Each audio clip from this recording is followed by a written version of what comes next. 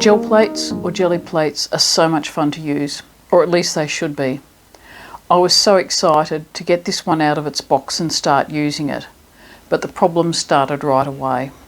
Because these lovely squishy plates are made from mineral oils, and no, I have no idea how they do this, they can have an oily surface when you first pull them out of their packaging.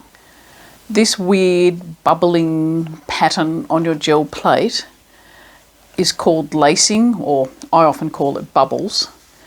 So what do you do now? Now there's a couple of ways you can tackle it.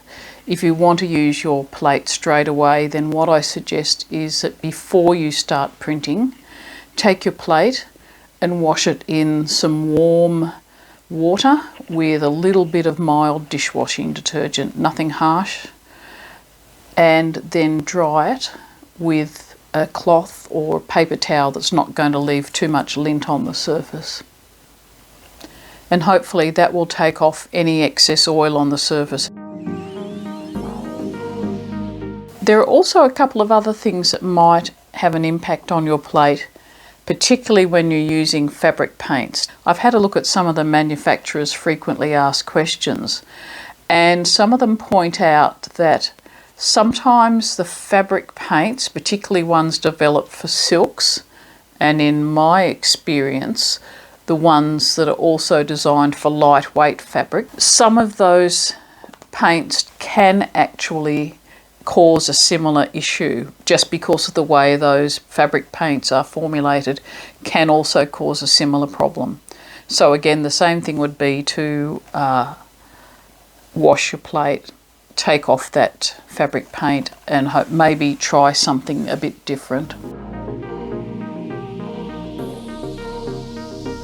Now, having used your plate, the simplest way to clean it is to get baby wipes and wipe all the excess paint off the top. If you don't have baby wipes or you don't want to use them, again, washing it in warm soapy water is the way to go, and then drying it before you put it away.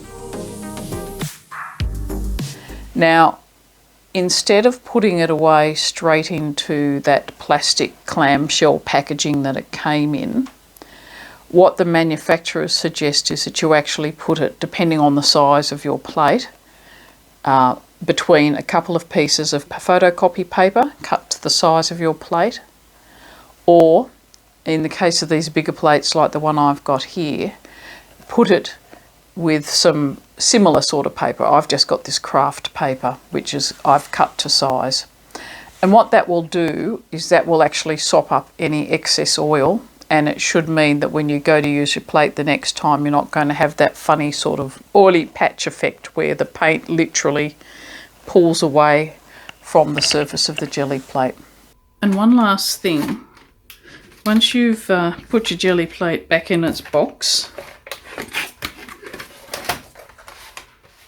don't store it flat. You don't want anything pressing on this surface which might make a line or a mark on your plate. So again, the manufacturers suggest that you store it vertically, like a book in a bookshelf.